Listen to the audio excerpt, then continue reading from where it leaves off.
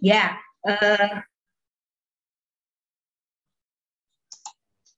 kita ulang ya, baca Kejadian 1 ayat 28. Allah memberkati mereka, lalu Allah berfirman kepada mereka, beranak dan bertambah banyak. Penuhilah bumi dan taklukkanlah itu. Berkuasalah atas ikan-ikan di laut dan burung-burung di udara dan atas segala binatang yang merayap di bumi. Ini firman yang diberikan. Ya, kita visi misi MOU ya, diambil dari Kejadian 1, tujuan dari pernikahan gitu ya.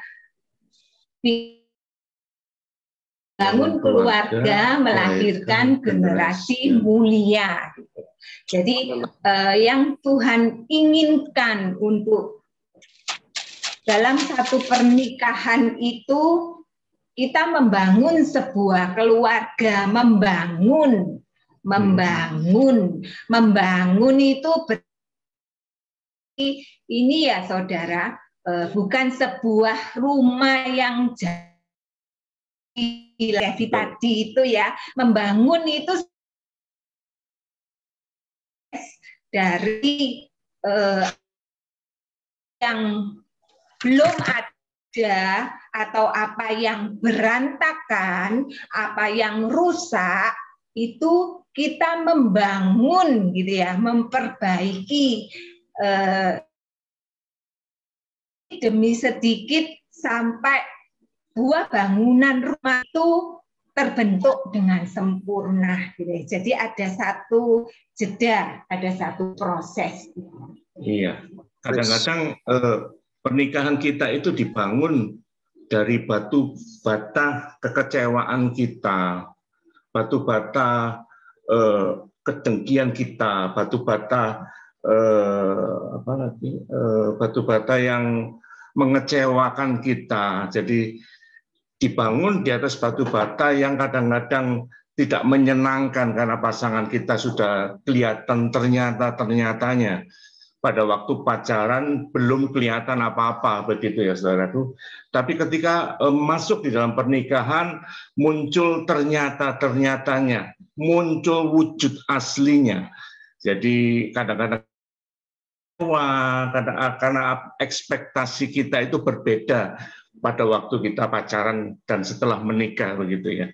Tetapi saya kutip kata-kata dari Pak Agus, Bu Vita, kadang-kadang membangun pernikahan itu harus dibangun dari batu bata kekecewaan, ditutup dengan semen kasih,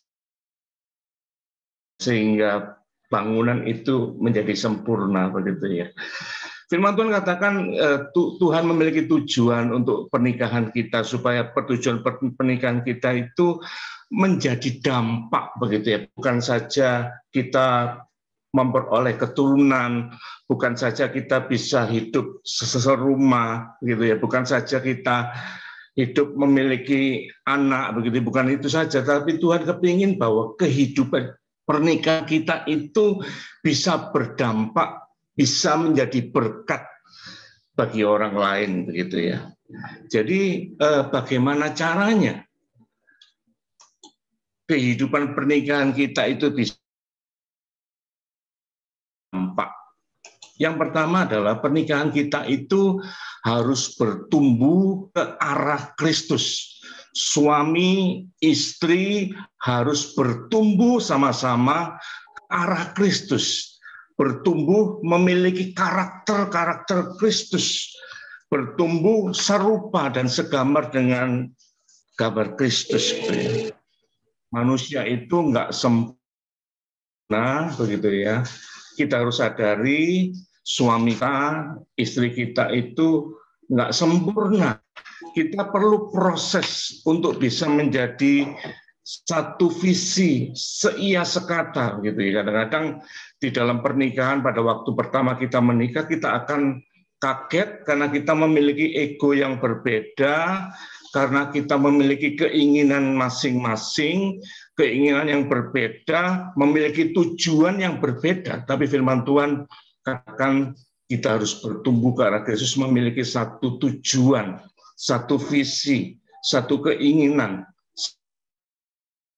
di dalam rumah tangga kita, begitu ya, saudaraku ya.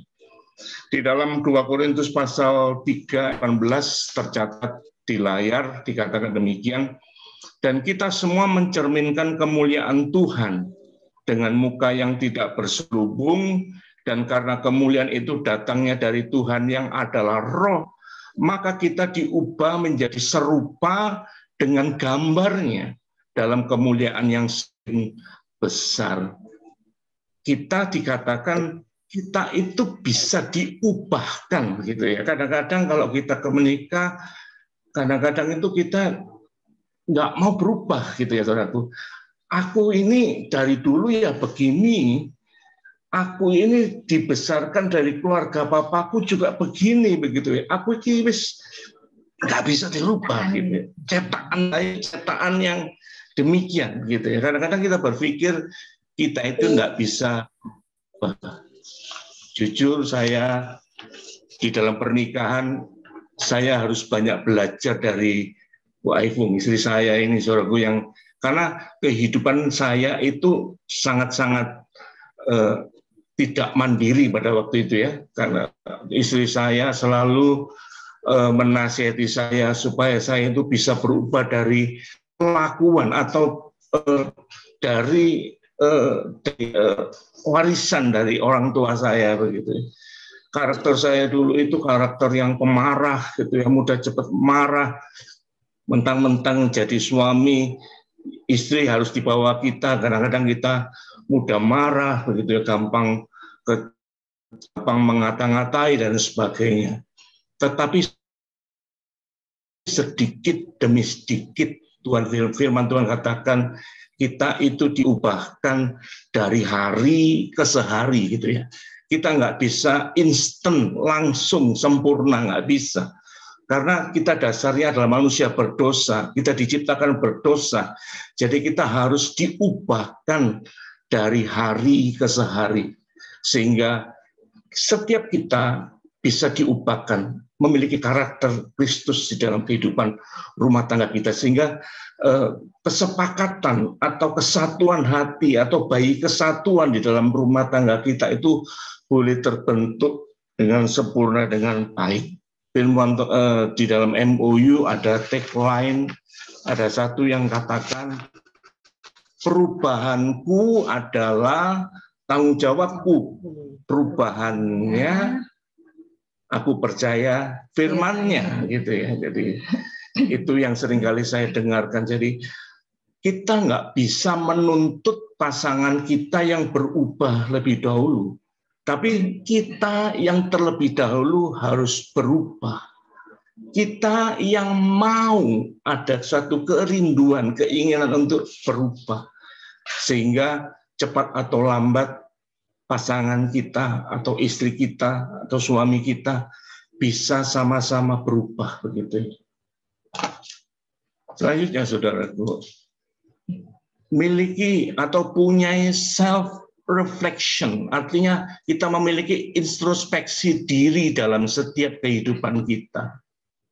Kita harus belajar bisa mencatat setiap kelemahan-kelemahan kita. Kadang kita memiliki kesombongan, kadang kita ada kepelit, gitu ya, kadang kita suka marah dan lain sebagainya. Kita catat kelemahan kita, dan kita belajar untuk melakukan tindakan positif untuk memperbaiki kelemahan-kelemahan atau meningkat diri ke self awareness, gitu ya. Belajar. Saya dulu nggak mudah, nggak gampang. Sampai sekarang masih belajar, saudaraku, masih terus-menerus sampai menjadi serupa dan segambar dengan Kristus. Belajar menjadi pelaku firman. Ketika kita mendengar firman, ketika kita saat teduh bersama-sama, kita berdoa kepada Tuhan, dan ada firman yang berbicara kepada kita, kita belajar untuk menjadi pelaku firman. bukan sekedar menjadi pendengar firman saja dan tidak melakukan, tetapi menjadi pelaku firman, sehingga kehidupan kita itu, firman itu bisa membersihkan kita, firman itu bisa menyirami hati kita, firman itu bahkan bisa mengubahkan kehidupan kita. Di dalam Yakobus 1 ayat 22 dikatakan, hendaklah kamu menjadi pelaku firman dan bukan hanya menjadi pendengar saja, sebab jika tidak demikian kamu menipu diri sendiri. Jadi belajar untuk menjadi pelaku firman sehingga kehidupan kita bisa diubahkan. Suami kita atau diri kita bisa berubah sehingga di dalam pernikahan kita itu memiliki pertumbuhan ke arah Kristus. Yang kedua, pernikahan yang kita miliki, pernikahan kita miliki sifat saling memaafkan. Filipi 2 ayat 5, hendaklah kamu dalam hidupmu bersama menaruh pikiran dan perasaan yang terdapat juga dalam Kristus Yesus. Saling memaafkan ini harus jadi apa ya? Setiap hari gitu loh, saudara, gaya hidup ya, harus menjadi gaya hidup. Tadi dikatakan perubahanku adalah tanggung jawabku, perubahannya adalah tanggung jawab Tuhan. Itu gampang loh, saudara, ngomongnya, ngapalinya itu gampang, tapi ngelakukannya itu nggak gampang loh, sungguhan, saudara, nggak gampang itu. Itu butuh apa ya, kerendahan hati, butuh sifat memaafkan, butuh banyak hal gitu ya. Gampang diomongin tapi dilakukan itu bukan nggak mungkin, memang nggak gampang, tapi bukan hal yang nggak mungkin. Dengan pertolongan Tuhan, dengan pertolongan Roh Kudus, kita bisa gitu, asal kita mau gitu ya, asal kita mau. Nah, di dalam contoh untuk memaafkan ini kita punya contoh yang terbaik gitu ya. Jadi ada Tuhan Yesus, teladan Kristus, contoh kita yang terbaik gitu ya. Dia sebagai anak Allah yang mengambil rupa manusia gitu ya, melepaskan segalanya untuk jadi manusia, dan di dunia ini dia harus menanggung banyak dosa kita, banyak penderitaan, banyak disalib, dicemooh, disiksa, bahkan dia mati di kayu salib gitu ya. Semuanya itu karena apa? Karena kasih Kristus kepada kita. Kita ini anaknya yang suka bebal gitu ya. Kita ini anaknya yang suka berbuat dosa gitu ya, suka nyelonong, nyeleweng, suka kesana kemari, harus diarahkan lagi gitu ya. Kita punya satu teladan yang sempurna, yaitu Kristus Yesus sendiri gitu ya. Sifat saling memaafkan itu adalah suatu sikap kerendahan hati. Jadi kalau kita mau memaafkan atau mengampuni kesalahan dari pasangan kita, itu perlu kerendahan hati dan berjiwa besar. Contoh ini sudah Kristus contohkan di Filipi pasal 2 dengan jelas dikatakan. Kristus itu merendahkan dirinya, dia mengosongkan dirinya untuk menanggalkan kesetaraannya dengan Allah untuk tidak dipertahankan. Jadi saudara, jadi dia menjadi sama dengan manusia, dia rendah hati. Jadi saling memaafkan itu memiliki sifat kerendahan hati gitu ya. Kenapa saya tuliskan ini? Saya ngalami sendiri, saudaraku. Saya ini jujur sulit untuk bisa memaafkan kesalahan dari istri saya atau teman kerja saya gitu. Kadang-kadang saya sulit untuk memaafkan. Tetapi istri saya yang terlebih dahulu punya inisiatif untuk berbicara gitu. Kalau saya marah gitu, saya itu diem gitu, kadang berjam-jam, kadang bisa berhari-hari nggak bicara gitu. Dan istri saya kadang-kadang mau memulai pembicaraan gitu ya. Kadang saya ini gengsi, saya ini malu gitu ya. Jadi untuk minta maaf dan sebagainya itu sangat malu gitu ya. Tapi Tuhan ngajarkan saya untuk belajar, bisa merendahkan hati, untuk bisa memaafkan. Kalau ada salah, kita diberi pengertian oleh Tuhan, manusia itu nggak ada yang sempurna. Apa yang kita inginkan itu kadang-kadang tidak ada di pasangan kita. Apa yang kita kehendaki kadang-kadang justru sulit untuk dikerjakan oleh istri kita. Makanya di dalam MOU dikatakan memang kita itu punya tanggung jawab masing-masing. Tanggung jawab suami ada, tanggung jawab istri ada, sehingga kita saling melengkapi. Kasih itu sabar, kasih itu murah hati, kasih itu mudah memaafkan, kasih itu mudah menutupi segala kesalahan, segala kekurangan. Malam hari ini sama-sama firman Tuhan katakan, mari kita belajar untuk bisa mengerti akan hal ini, boleh saling memaafkan, memiliki kasih yang rela berkorban gitu ya. Kadang-kadang kita itu mau merendahkan hati itu ada korban yang harus kita lakukan sehingga kita bisa melakukan apa yang menjadi kehendak Tuhan di dalam kehidupan kita. Matius pasal 6 ayat 14 dikatakan demikian, karena jikalau kamu mengampuni kesalahan orang, Bapamu di surga juga akan mengampuni kamu juga. Tetapi jikalau kamu tidak mengampuni orang, Bapamu juga tidak akan mengampuni kesalahan.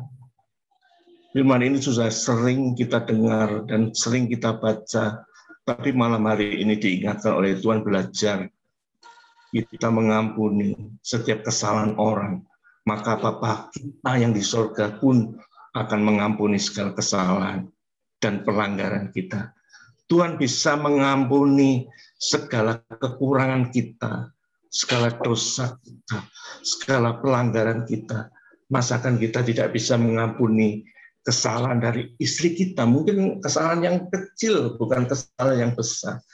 Mari kita belajar untuk memiliki karakter Kristus ini, saudaraku, sehingga kita memiliki sifat saling memaafkan satu sama lain. Yang ketiga, benar. Memaafkan ini kami juga proses, saudara. Apakah kami sudah sempurna gitu ya? Kalau sudah lulus MOU gitu, terus ada kesalahan, wah aku memaafkanmu, wah aku bisa menerima kelemahanmu. Enggak, saudara, sampai sekarang pun kami ya masih jatuh bangun. Terus terang kami masih jatuh bangun dan kami masih belajar gitu ya.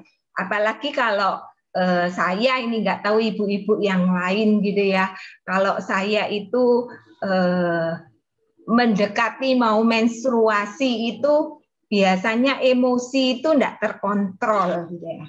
Hal yang kecil sedikit itu bisa membuat saya marah besar gitu ya.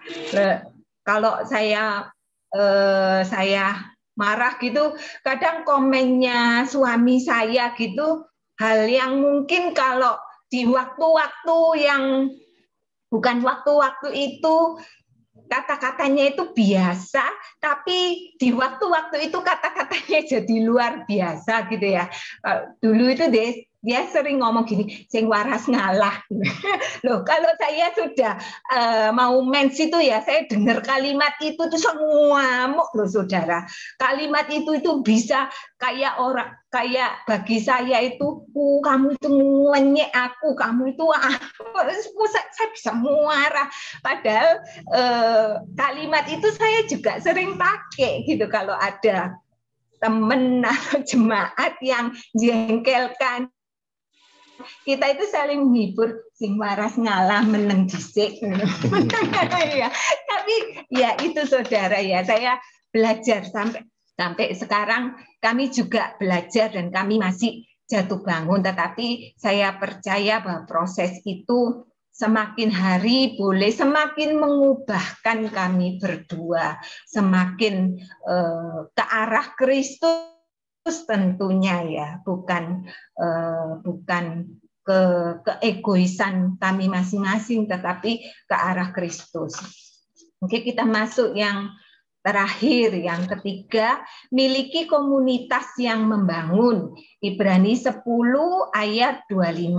Janganlah kita menjauhkan diri dari pertemuan-pertemuan ibadah kita seperti dibiasakan oleh beberapa orang.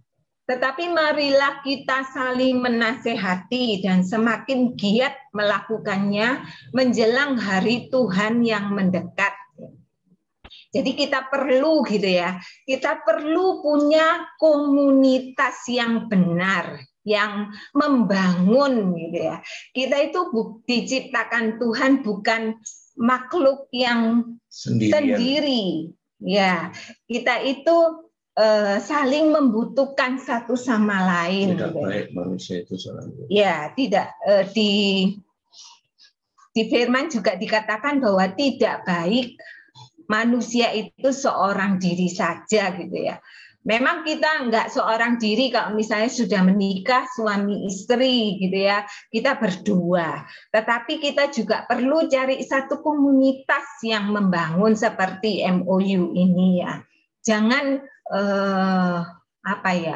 jangan males gitu ya saudara, jangan abai, jangan aras-arasen gitu ya ikut sebuah komunitas yang membangun, karena kita nggak tahu saat-saat kita lemah, saat-saat kita membutuhkan pertolongan gitu ya, teman-teman kita itu ada di sekeliling kita itu yang menguatkan, yang membangun kita. Kami berdua sangat merasakan gitu ya.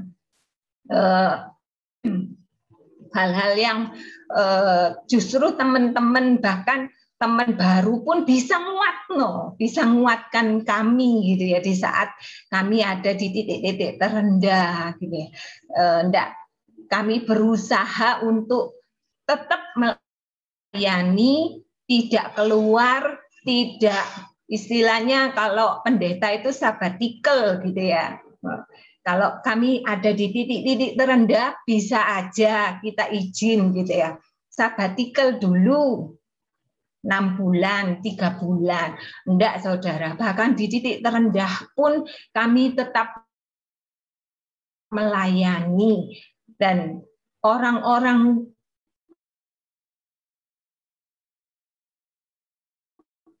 terdekat kami, hanya orang terdekat kami yang melayani, kami tetap memberkati aja, yang tahu betul gitu ya, dan kami tetap dekat sama Tuhan, bergumul dengan segala sesuatunya, tentunya yang utama bersama dengan Tuhan sebagai suami istri. Dalam jemaat mula-mula, di situ diceritakan dalam kitab para rasul, kisah para rasul, kenapa mereka bisa cepat bertumbuh, mereka bisa kuat. Kenapa? Dalam kisah pasal 2:42 tercatat demikian, saudaraku, saya akan bacakan. Mereka bertekun dalam pengajaran rasul-rasul dan dalam persekutuan, dan mereka selalu berkumpul untuk memecahkan roti dan berdoa. Ini gambaran satu komunitas yang membangun. Tidak heran jemaat mula-mula pada waktu itu dengan sangat cepat pertumbuhannya. sangat cepat begitu ya. Jadi kenapa, saudaraku? Di situ kuncinya, karena di dalam komunitas itu ada pengajaran rasul-rasul.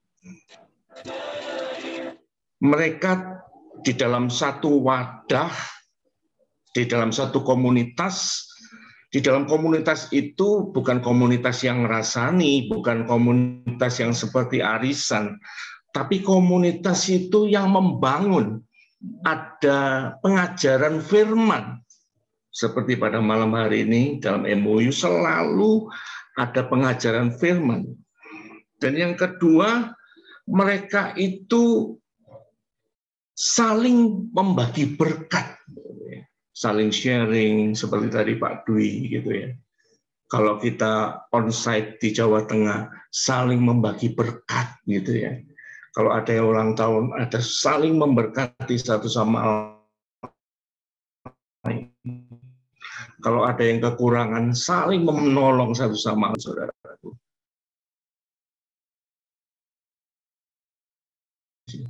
Dan yang terakhir, di dalam komunitas itu, di dalam wadah satu persekutuan itu, ada saling mendoakan satu sama lain. Saling berdoa sama lain. Kalau ada yang membutuhkan doa, kita nggak lupa untuk saling mendoakan rekan-rekan kita, sahabat-sahabat kita, untuk bisa saling membangun. Ini kunci di dalam memiliki komunitas yang membangun. Sehingga kehidupan pernikahan kita itu bisa jadi berkat. Kehidupan pernikahan kita itu berdampak bagi sekitar kita. Bahkan kita bisa menjadi teladan, menjadi contoh, menjadi panutan bagi pasangan-pasangan suami istri yang lain.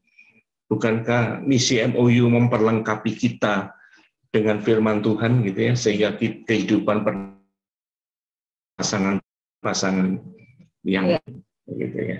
Iya, kami sangat diberkati sekali gitu ya dengan MOU Jatim gitu ya, dan kami berusaha untuk setiap hari Rabu, kalau di Jatim itu Rabu ya, untuk selalu bergabung dalam persekutuan MOU. Kenapa? Karena kami butuh, kami perlu untuk senantiasa diisi, dikuatkan, dibangun gitu ya. Kami juga pasangan yang dalam proses menuju kesempurnaan. Kami juga masih sering jatuh bangun, masih sering, saya juga masih sering gondok, saya juga masih sering mangkel, saya juga kadang sulit mengampuni, saya juga hal seperti itu masih gitu ya, masih dialami di hal-hal yang sederhana. Dan pada saat saya bergabung dengan persekutuan, firman itu membersihkan saya gitu ya. Kadang sharing dari teman-teman itu, oh iya ya, benar ya ini ya, harusnya aku nggak boleh gitu ya, harusnya aku itu nggak boleh mempertahankan ego gitu loh saudara. Kalau kita keluar dari komunitas, kita ada dalam satu masalah, nggak ada yang tahu, nggak ada yang membangun, nggak ada yang menguatkan, kita malah akan tertarik kepada masalah yang lebih dalam lagi gitu ya. Saya punya teman-teman yang pernah ikut retreat MOU gitu ya. Nggak tahu dalam kelompok ini ada peserta retreat baru nggak ya? Kalau ada, saya anjurkan ikuti terus gitu ya setiap Rabu. Setiap Kamis, maaf, setiap Kamis.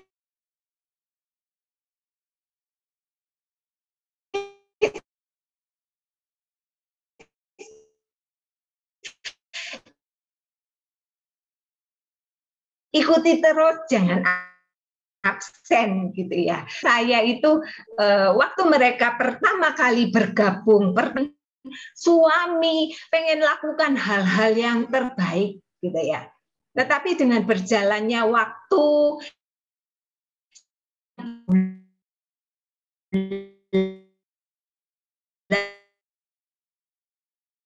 sekian agak kecewa, sudah mulai agak males, terus masuk dalam komunitas, lihat gitu ya, saudara. Kalau lihat saya sama Takwen ini juga belajar ya, saudara, belajar.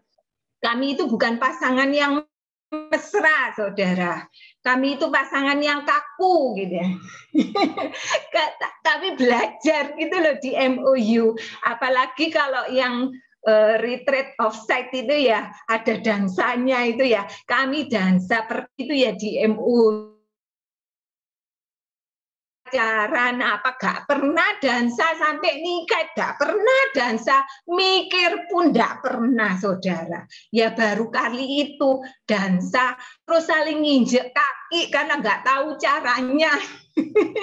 Maju mundur nobrok nginjeki kaki, dan tapi kami belajar gitu ya. Kami belajar untuk menumbuhkan, meskipun enggak sebagus-bagus amat kayak Pak Bambang Bukum gitu ya. Kalau lihat foto-fotonya mesra banget gitu ya. Kalau kami disuruh gitu gak bisa, saudara. Gak bisa gitu ya. Kaku gitu ya. Kita kalau disuruh pandang-pandangan malah bukannya fotonya jadi bagus, malah fotonya jadi ketawa, sama-sama ketawanya gitu, lucu gitu loh ya. Cuman kami mau belajar sedikit demi sedikit gitu, kan memang itu diperlukan gitu ya. Nah, saya lihat ada beberapa yang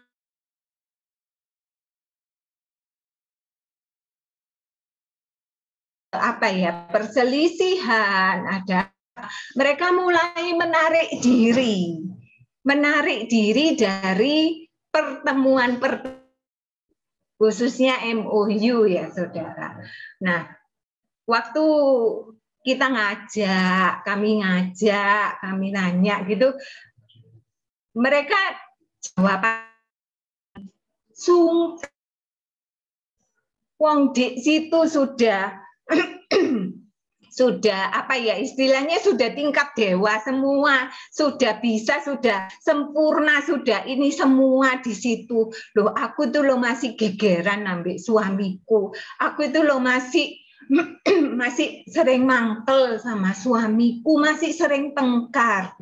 Gak apa-apa, saudara. Apa yang saudara ini buat peserta baru ya.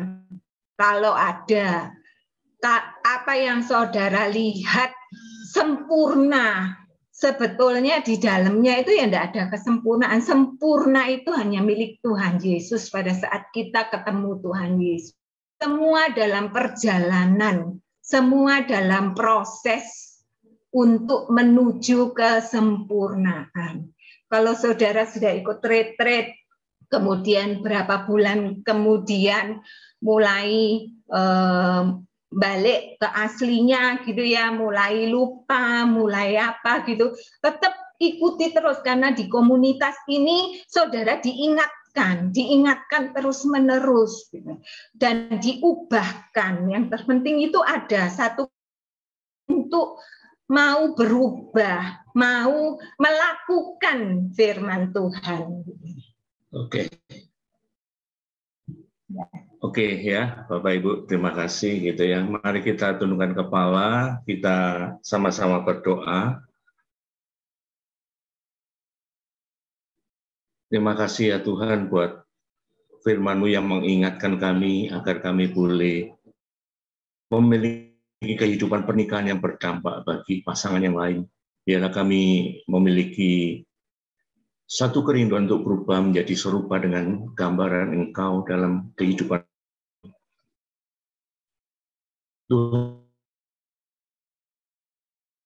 Kami mau belajar untuk boleh saling memaafkan, saling mengampuni, bahkan kami sehingga kehidupan pernikahan kami ada kasih yang mengalir di dalam kehidupan pernikahan kami. Dan kami mau ya Tuhan masuk di dalam wadah atau di dalam persekutuan doa atau komunitas yang membangun, sehingga kami boleh terus-menerus disempurnakan, dinasehati oleh firman Tuhan, dinasihati oleh saudara seiman kami, bahkan pemimpin kami, agar kami boleh senantiasa bertumbuh di dalam nama Yesus Kristus. Terima kasih